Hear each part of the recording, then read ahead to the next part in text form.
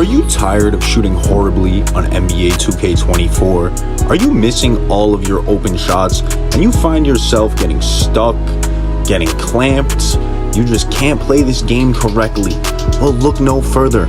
I've played this game a lot. I know what the meta is, and I'm telling you, small guards are gonna be the meta. This game is just like 21 current gen, and y'all need to get on the wave early and start making these builds. This build is unstoppable, man.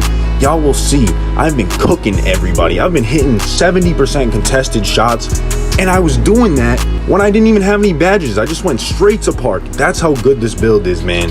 You can rim run, you can shoot, you can do everything, man. The only thing is a little bit bad on defense, but you still have enough to stay in front of people, contest people. I don't have a problem guarding 6'6s at all. I really don't. So this build is honestly the best, and I think y'all will enjoy this, and it will fix your experience on the game.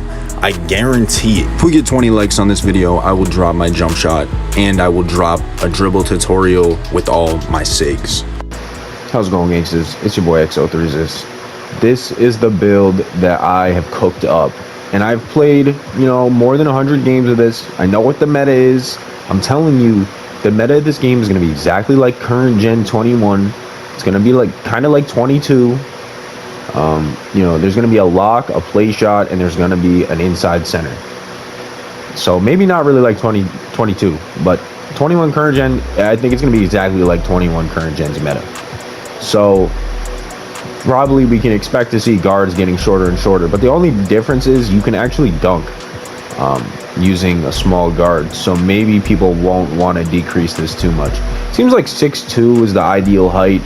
A lot of people are going with the 6'2 with the 6'10 wingspan, lowering the 3, but I'm going to show you why that's a bad idea. So let's get into this. Start things off, a lot of this stuff is down to the number, but some things like the dunk I just put up because you need some points there. The thresholds for the requirements to get certain badges and animations, that's important, but the numbers do matter a lot. If you have a high attribute or something like 95 excel, there's nothing that I could drop this to 93 if I wanted it to, but I want it to be at 95 because that makes my speed boost, my initial speed boost, even faster. I know that's what it does, so that's going to help me.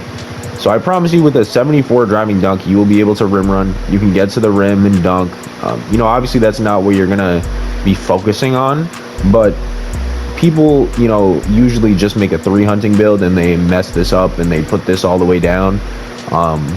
So you can catch people off guard and just rim run. A lot of the times people won't expect it. They'll play you super high and you can just go right past them. So it adds another level of depth to this build. The 3-pointer at 92 is really broken.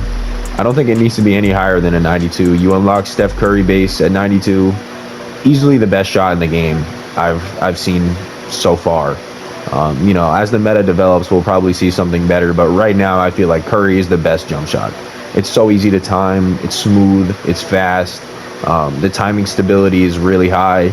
So that's another thing. If you are on a 6'6 and you're using JT Thor, you'll notice that the timing stability is low. It's like a D. That's why you're getting different releases. That's what timing impact does. Mike Wang made timing impact way more, there's more of a timing impact. It has more of an effect. So keep that in mind. That's why having a high 3 is really good.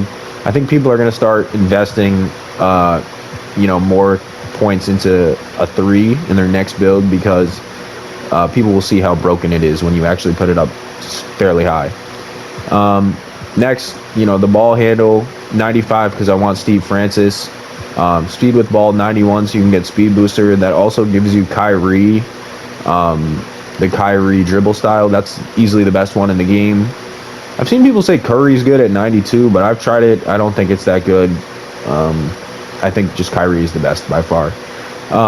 Perimeter defense, I put this up at a 73. I think you can actually put it at 72, yeah, but I just put it up to give it some extra points. But at 72, you get ankle braces. Doesn't really matter, but mainly you get challenger, fast feet, and workhorse off-ball pass.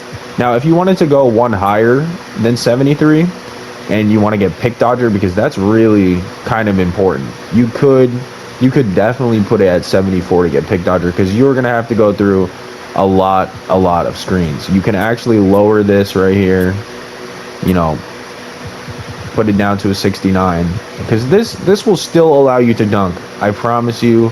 You know, you might not be able to get posterizer anymore, but if like defense is like super important to you, you will still be able to dunk with this. I promise. You'll be able to rim run. You'll be able to throw down dunks. You get decent dunk packages with this. Like it's you can still rim run. You can go with this and do this here, so you can get pick dodger. But the way I wanted it to be, you know, just like this, so I can get posterizer.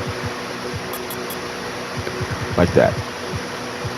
I think I messed something up, but you know, y'all get the idea. I had the perimeter defense, you know, around this level because you want to be able to get fast feet, you want to be able to get challenger. Those are very important, and also off-ball pest is very helpful. So yes, you need to add at least a 72. Steal, I don't have the steal up. I just don't have enough points to invest into it. I could, like I said, everything you can play around with. If you want to, you know, mess up your dunk, mess up your perimeter for a steal, do whatever, you know, to get that steal. It's very subject to change. I did also put a little bit of defensive rebound, just so I can get some rebounds. You know, obviously you're not going to be able to get a lot of rebounds on a 45, but it's still something. It's better than, you know, being absolutely nothing. So yeah. Next, the speed, I just put it at, I think I put it at the threshold. No, I did actually put my speed up a little bit because you know, speed just controls how fast you move around the court, and I don't want to be too slow, so I did put that up a little bit. This is another thing that you can put down if you don't want it that high. Now acceleration, I also did put this up a little bit high because I would just want to be fast. You know, acceleration controls how fast your speed boost is, and yeah, so if you have this super high, it's gonna give you a really unstoppable speed boost.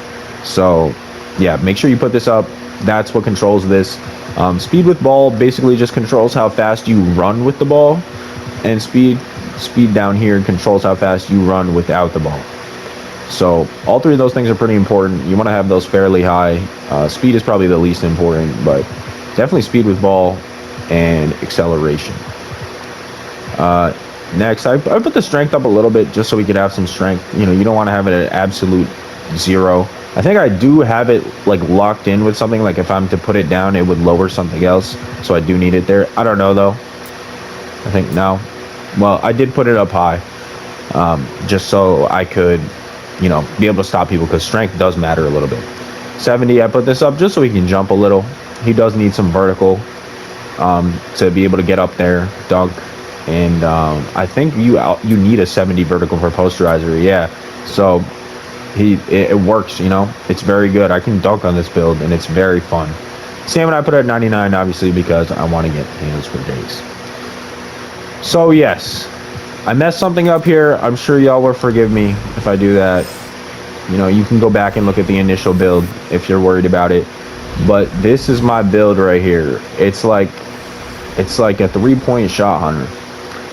And it's kind of a weird name because it can play defense. You know, it's like if you're a good defender, you'll be able to play defense. And if you're a good, you know, like slasher, like you'll be able to get to the basket. It's very just like it's taking advantage of how buffed the defense is. By giving yourself a lower defensive rating, you know, you can still play defense because of how buffed the defense is. So the dunking also works perfectly fine because you're dunking as well as everybody else, because the dunking is kind of nerfed. Nobody really has that high of a dunk. It's nerfed. So, you know, this build just exploits those two things, and it also exploits the fact that everybody's much slower and gets stuck on screens easily. So if you find the inside big to set some screens for you, run a P&R, pick and roll, if you don't know what that means. Have them set some screens and roll to the basket. You know, you'll just be open on the 3. The guy comes up to help, give it to your center. That's 3 points, you know. I'm shooting like 60%, I think. Everybody's shooting like 30, 40%. It's because you're on a build that has an 86-3 and you're using a jump shot with D timing impact. Nobody has said that on YouTube yet, and I find that shocking because that's what it is. That's the reason. You know, you can shoot with it, but it's not easy for an average person to do that. So try this, try putting your 3 up, try unlocking a better jump shot that has a higher timing impact, and see how you do. If you enjoyed this video, if you enjoy this build, if you're cooking up with it, come back here and let me know how you do with it. If you have any questions, concerns, comments, leave them below. I read everything, I get back to it, and you know, I appreciate the love. I appreciate you all. We're going up again like we did last year. We went crazy last year. Now it's time to do that again. So here's my first goated build video. Much love to everybody, and hope y'all have a wonderful week.